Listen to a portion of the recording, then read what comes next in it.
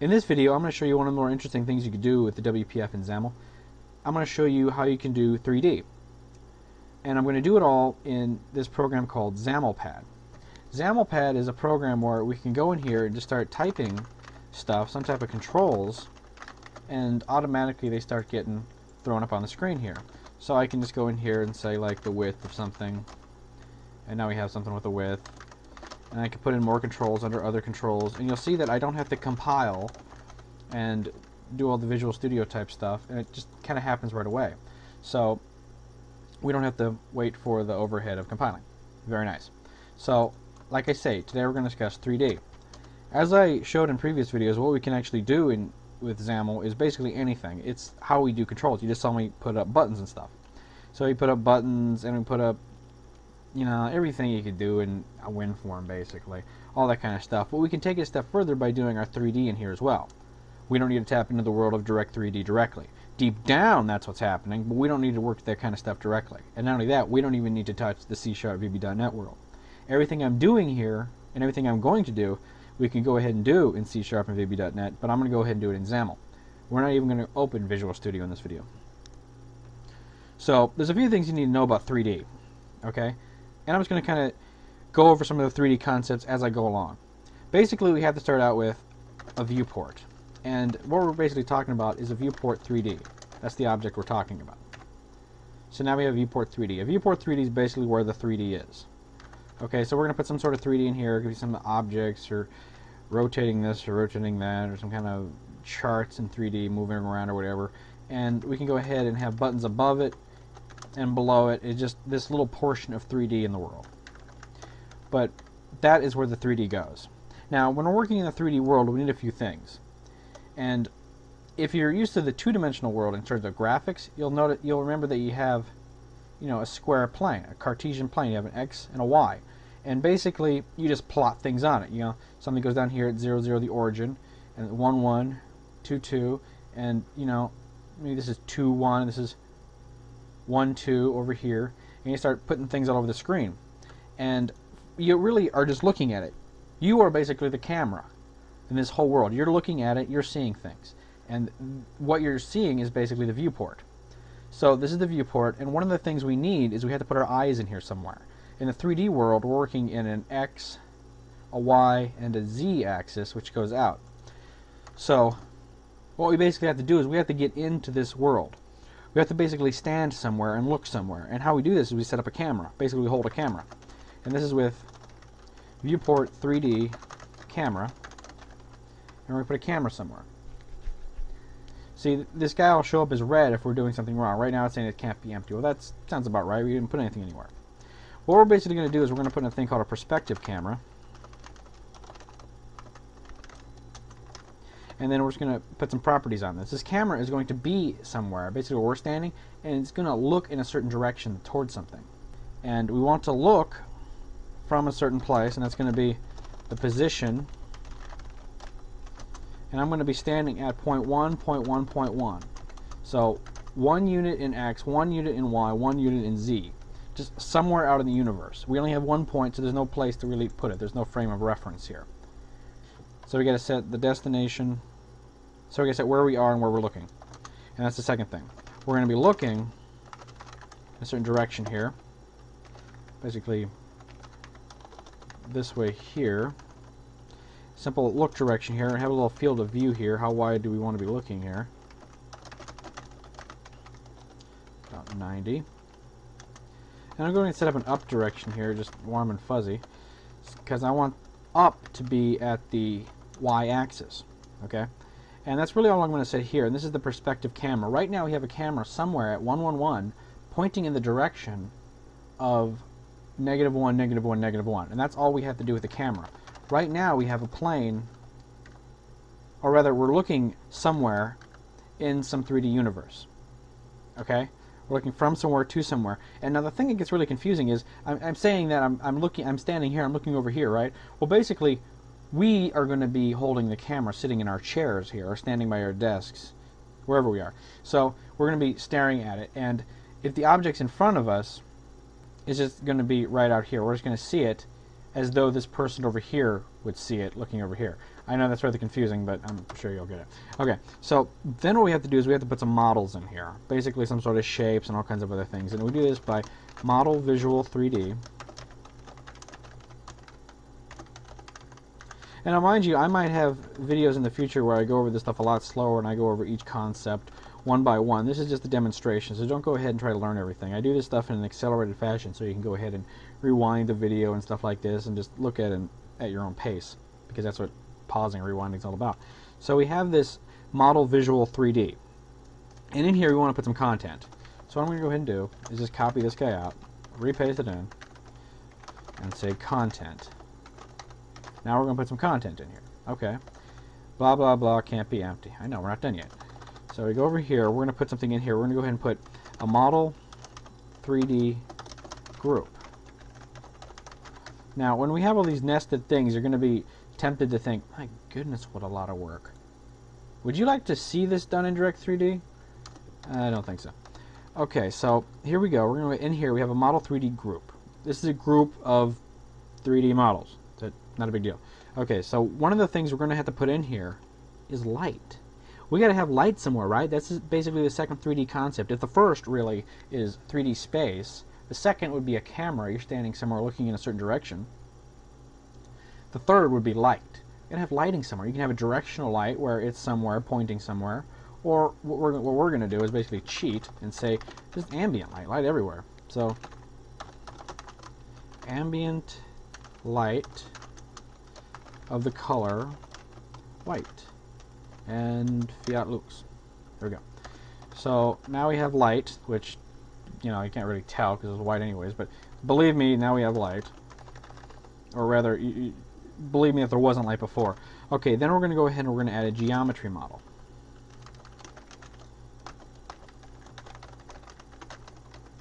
Okay, so now I have a geometry model. And one of the things we're going to go ahead and do in here is we're going to go ahead and put in two things. Geometry model is going to go ahead and have the geometry as well as a material that is some sort of skin on it. So we're going to go over here and say geometry. That's going to be the first one here. And then we're going to have a thing called material. Okay. So now I have both of these, and it's complaining there's nothing in there. That's understandable. Let's go ahead and open this up a little bit so you can see a bit more of what we're doing. That would actually make sense now. Now you can actually see what's going on. Okay. So what we're going to go ahead and do in here is we're going to set up a Mesh Geometry 3D. And it's just going to be by itself here. Go ahead and do it over here to make it easy on me. Then we'll tab it out to make it look good. And we're just going to describe this thing. So the first thing I want to do is put its positions of the points. Positions. Okay. And I want something in the lower left over here. Or I shouldn't say lower left. I should say minus 1x minus 1y. Okay. And we're going to do it all on one plane. We're just going to cheat. Basically, it's going to be two-dimensional in a three-dimensional world. So then we're going to go ahead and say it's to the right 1, down 1 in the z-plane. Then we're going to go ahead and say over on the x1, up on the y, still over here, and then 1 on the upper right-hand corner. And we just use that terminology because it's easier. Okay, then I'm going to go ahead and set up triangle indices. And this is the part that gets most people. It got me at least, and it gets most people in the forums. This is where we actually have to connect the world. We're going to be making a square. We have a guy down here. We have a guy down here. We have a guy up here. And we have a guy up here. Watch that again. We have a little point down here, a point down over here, a point up here, and a point over here. I just drew a Z when I did that in the explanation. You might not even have noticed that. Right here, right here, right here. You notice that triangle I drew when I just did that? That is what we're going to be building. We're going to be connecting this point to this point to this point. And then we're going to go ahead and connect this point to this point to this point to this point. So this guy, this guy, this guy, and then this guy, this guy, this guy. Somewhere in this counterclockwise manner, we're going to connect these guys. So I'm going to connect point 0. This is 0 based.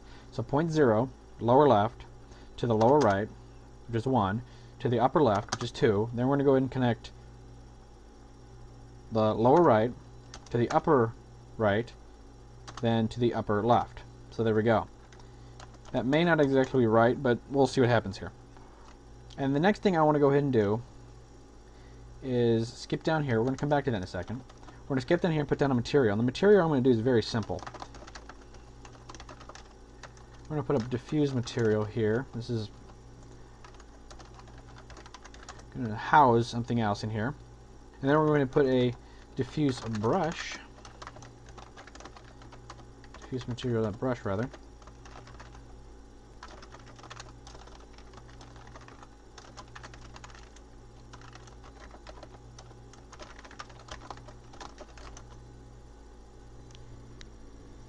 Okay, there we go. That's not exactly working because I can't spell.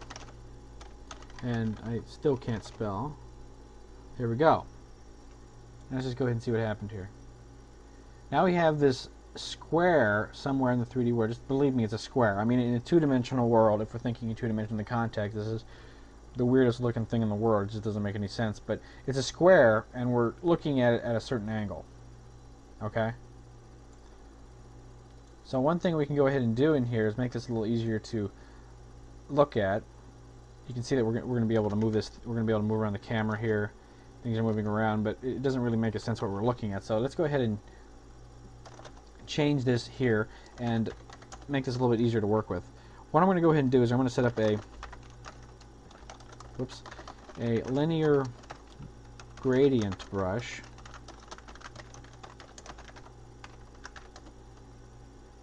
And then in here, I'm going to go ahead and put linear gradient stops. So, gradient stops. You know, you can actually hit this button to stop the parsing and then refresh everything manually. So I'm going to go ahead and do that right now so it doesn't trip out on me constantly. There we go. I'm going to say gradient stop, color. I mean, at one point here, we're going to say the color is going to be just blue. And then the offset is going to be at 0. Okay, put this as green, see what we got. There we go, missed the spot there. So there we go.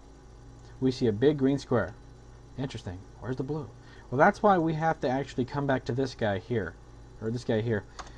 We have a texture down here, okay? This is a material, it's a texture, it's a skin, whatever terminology you want to use. They're a little bit different. As far as you're concerned right now, they're all the same. So, here we go. We're going to go ahead and put something on here. We're going to go ahead and say that the texture coordinates are, you know, are something, you know, some sort of coordinates. And it's going to be two-dimensional, believe it or not. So we're going to say lower left, over here, this corner, and then connect these two. Let's see if this is right. We got 0, 0, yes, that looks good. And refresh. Auto parse rather. Oh, and then you'll see that I completely messed it up because we're stopping and ending at the same point. That doesn't make any sense. Now we have green. Now, believe me, if that wasn't there, you see it's this. So now we have the texture coordinates. Now we can actually see. Now, just trust me, this video is not going to come out that well. It's going to be kind of striped around here, but just trust me that this is a very nice, beautiful gradient. So there we go. We have this nice 3D guy. And what we can actually do is go ahead and move this guy around in the 3D plane here. Kind of move him. You can see it's actually moving up now. That's actually makes sense now. We can actually see it. Since it's a little far up to the sky there. Okay.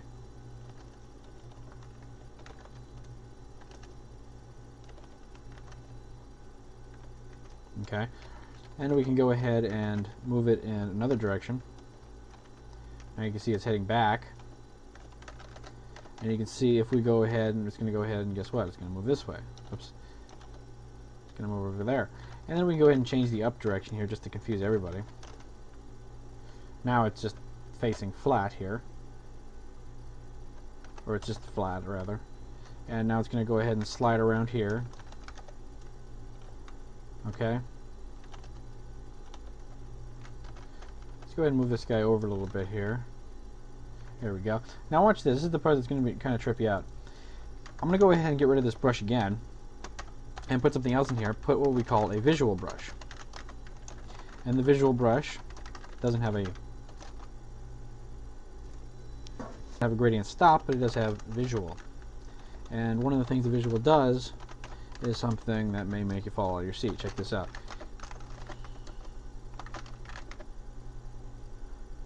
That's kind of weird, isn't it? A button.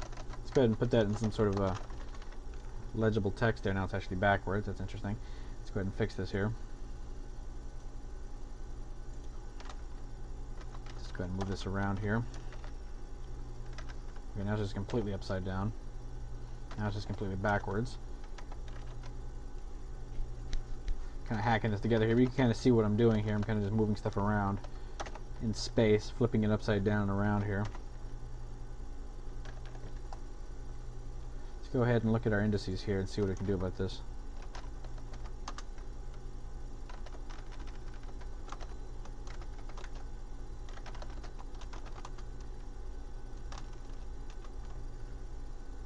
We actually just go ahead and fix our mapping of the coordinates here. I had it backwards. I'm a little slow with that. There we go. Okay, so now we actually see the button and it's actually readable. And we can go ahead and put anything else we need into here. So let's go ahead and put a stack panel here. And now we have a bunch of buttons in here. They're not exactly clickable. We're looking at something nice and visual here, but you can go ahead and bind data to this. You can absolutely do that. And let me show you one more thing, then I'll go ahead and show you a really cool example of something I built recently, just to do that as an example for somebody. Let's go ahead and put this stack panel here.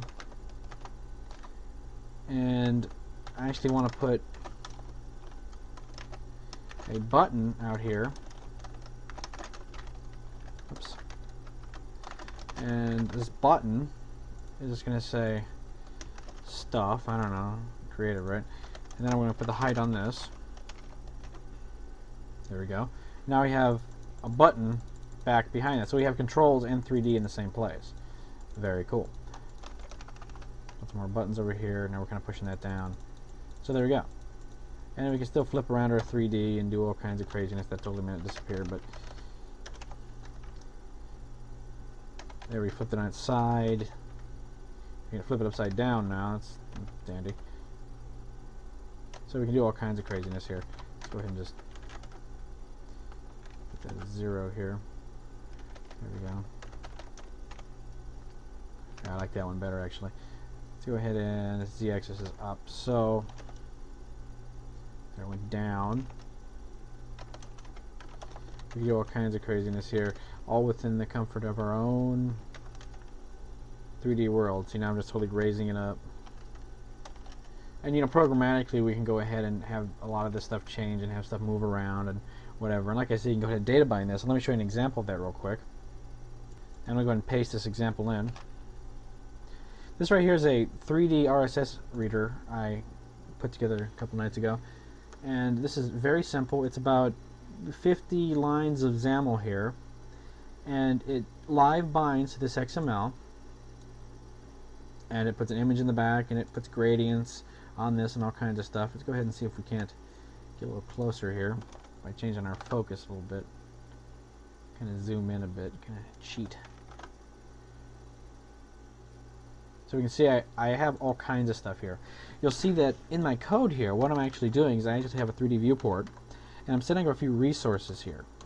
These resources are just basically some sort of declarative metadata, which is data for data. Now we have declarative. This is declarative stuff for the declarative code. So we have resources, and we're declaring this XML guy, and then we're declaring this little style, which is for a text block called RSS title. And then RSS title here, these titles, I'm saying have the titles have these offsets on the foreground. And I have another guy down here, the RSS text. It's kind of gray, kind of this font, and I believe I had a font up here too. That's for text block as well. So if we go down a little bit further, we actually have the camera here. We have our standard 3D objects here. We have an ambient light, and then within this geometry we have our mesh, and the material here we actually have a visual brush, and the visual brush actually is bringing in a stack panel, and it actually has a list box and is binding to this XML. In the background of the list box has this picture on there, And then I have a data template with this data that's binding, picking and choosing what we want. The title for the titles, description for the description, the text. And that's basically all there is to it. I'll go ahead and scroll through this slowly. Well, first off, the namespaces are all going to be the same here. It's not really that big of a deal. But I'll go ahead and scroll through this really quick here so you can go ahead and take a look at the code.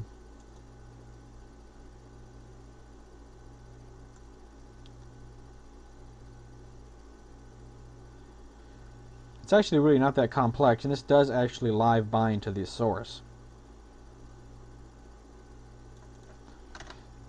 So as you can see, 3D and the WPF with XAML is very powerful, and everything you see here could actually be done in code. Most examples you'll see online are actually doing this stuff in code. So you can go ahead and create your objects on the fly and whatnot. Now this video is meant to be a demonstration. You're not meant to learn a thing from this, but if you do learn something, that's an extra bonus. Now as far as 3D theory and all that, there's all kinds of 3D theory on the internet. You can go ahead and read it. It's very simple, actually. Don't overthink it, don't overcomplicate it. As far as the XAML, go ahead and start typing in Visual Studio. The IntelliSense is amazing. Things will just fall together. You'll get errors where you mess stuff up. And there's great examples online. And you can go ahead and use this, as you're seeing on the screen, as a basis for any of whatever you're doing. So I hope this video was somewhat helpful to you.